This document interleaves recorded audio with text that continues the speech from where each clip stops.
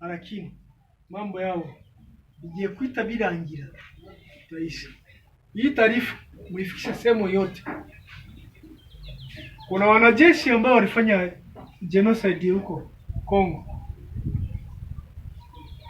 Siku ziko mbele tutawatangaza. Tutawaambia anere tede waiju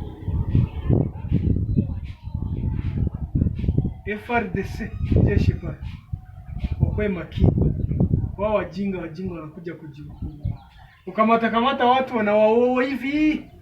Wanasema tuko na wao Watusi mrudishe Rwanda. Hapana. Ni kuwadanganya. Watusi ambayo mko kumaishi zingine huko. Msiende kwa ile mambo wako na wadanganya Hebu muangalie watu wanaoa pale kila siku. Na Wanyabwisha niwaambie nyinyi. Wale watu wanakuwa wanua ndugu zenu. Wanadanganya kwa sababu faida ya RPF inawaua kwa sababu wanasema bako na wao Watusi. Na ijapokuwa wanaoa nyinyi Wanyabwisha.